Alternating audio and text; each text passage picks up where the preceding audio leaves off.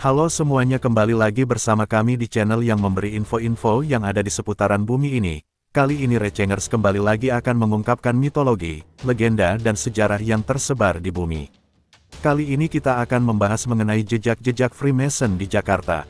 Nah, tanpa berlama-lama lagi langsung saja kita ke pembahasannya Sobat Receh.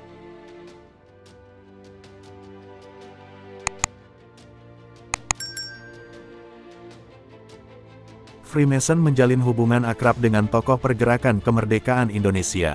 Gedung Kimia Farma dan Bappenas menyimpan peninggalan gerakan ini. Freemasonry, yang pertama kali muncul di Eropa, merupakan organisasi persaudaraan penuh misteri. Organisasi ini kaya akan simbol dan memiliki ritual-ritual memancing rasa penasaran orang awam. Tak terhitung jumlah teori konspirasi yang berseliweran di internet membahas seluk-beluk Ordo Masonik, sering sekali muncul dalam budaya pop Indonesia hingga AS, termasuk tudingan Freemason bertanggung jawab atas berbagai macam insiden penting dalam sejarah dunia. Freemason sering dihubung-hubungkan dengan macam desas-desus tentang tatanan dunia baru dan Illuminati.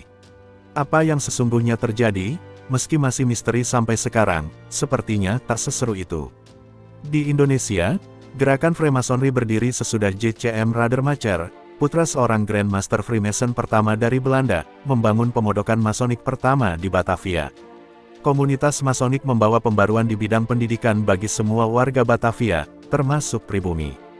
Ini yang memicu kemunculan kaum elit pribumi baru yang melek nilai-nilai kemanusiaan, termasuk mengadopsi pandangan anti-kolonial di Hindia Belanda.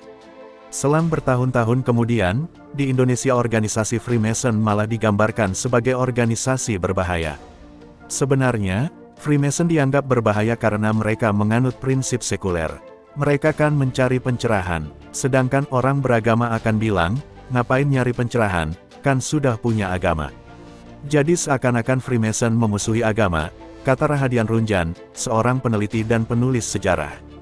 Untuk memahami alasan gerakan Freemasonry pernah mengakar kuat di Jakarta, kita harus kembali ke masa ketika Budi Utomo, organisasi nasionalis pertama di Indonesia, baru saja didirikan.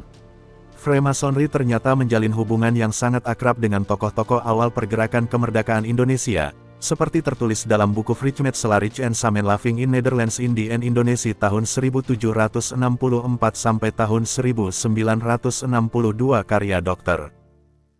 Stevens. Gedung Kimia Farma, Dester in Het Oosten.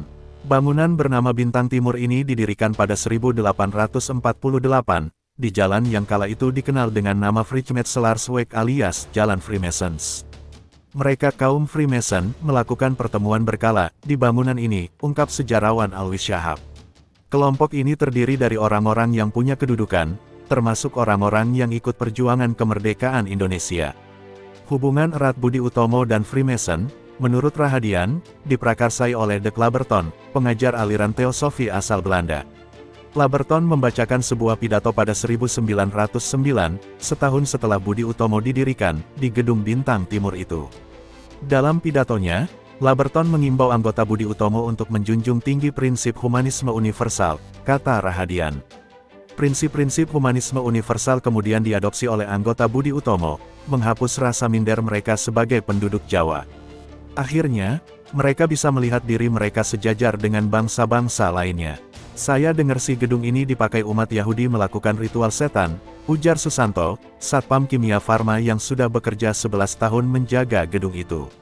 Saya dapat cerita dari tukang AC, di lantai 2 ada altar. Gak tahu buat apaan. Gak ada yang mau tahu juga sih. Sebelum Perang Dunia II berakhir, gedung Dester in Het Oosten dibeli kantor perusahaan farmasi Berlanda NV Chemicaliën Handel Radcam & Co. Perusahaan ini kemudian diambil alih Presiden Soekarno sesudah Republik Indonesia berdiri. Namanya diganti menjadi Kimia Farma. Gedung Bappenas, Adukstad. Lokasinya terletak tepat di seberang Taman Surapati, di Bilangan Menteng. Seluruh gedung seperti dipendari aura sepia yang kuat, seakan kembali ke abad 18. Sesampai di lantai 2, langsung disambut aula bergaya neogotik. Lantai aula ditutupi ubin kotak-kotak berwarna hitam putih, lambang dualitas dan kesadaran khas ajaran Mason. Tak dinyana, ruangan pertemuan Mason bukan yang sekarang menjadi aula utama Bappenas. Letaknya justru menyempil di ujung lorong menuju aula. Luasnya tak seberapa, Fungsinya sekarang menjadi ruang rapat kecil dengan sebuah proyektor. Sangat bersahaja, kalau bukan membosankan. Di ruang bawah tanah, semua perkakas ritual masonik disimpan. Sekarang, tempat ini cuma dapur. Dulu, ini tempat menyimpan bukti rahasia Freemason. Adukstad dibangun pada 1880 lengkap dengan simbol Masonic Freimaurer Slarich terpasang di depannya. Kini simbol itu sudah dihapus, digantikan huruf timbul di tembok bertuliskan, Bapenas. Museum Taman Prasasti. Inilah rute terakhir perjalanan mengunjungi lokasi-lokasi peninggalan Freemason di Jakarta, yang tersembunyi di ruang publik. Tepat di gerbang museum, simbol tangan menggenggam palu. Simbol ini menggambarkan wewenang seorang Grandmaster Masonik atas sebuah pemodokan, termasuk seluruh murid-muridnya. Sebelum melewati gerbang, Anda bisa melihat sebuah tanah lapang dan sekumpulan simbol berupa kompas, lambang masonik yang paling terkenal. Simbol kompas biasanya disandingkan dengan lambang mata yang selalu mengawasi, konsep khas Mason tentang kemampuan Tuhan mengawasi semua makhluknya setiap saat. Sebuah heksagram di kedua sisi nisan J. Kohler. Di nisan yang sama, simbol Ouroboros, ular atau naga yang memakan ekornya sendiri, melambangkan lingkaran abadi alam, kreasi yang muncul dari destruksi, kehidupan yang menyingsing dari kematian. Ada pula sebuah nisan bergambar tengkorak dan sepasang tulang yang bersilang, perlambang dari konsep memento mori, pesan ingat kematian, dalam ajaran Freemasonry. Ada pula yang berpendapat bahwa simbol ini bermakna penting. Hanya seorang Grandmaster dan anggota Freemason level atas yang makamnya diberi kehormatan simbol seperti itu. Kabarnya ada 5 makam lainnya yang ditandai dengan lambang ini di Museum Prasasti. Dapat kembali terpikirkan apa sebetulnya tujuan dan semua hal-hal yang membuat Freemason sangat menarik. Tentu saja, yang paling mengejutkan adalah peran Freemason menyebarkan benih-benih modernisme pada para bapak bangsa Indonesia. Mungkin, Freemason tak semisterius seperti yang kita duga. Mereka memang terbukti menebarkan nilai-nilai sekularisme, menaruh simbol-simbol khasnya di ruang publik.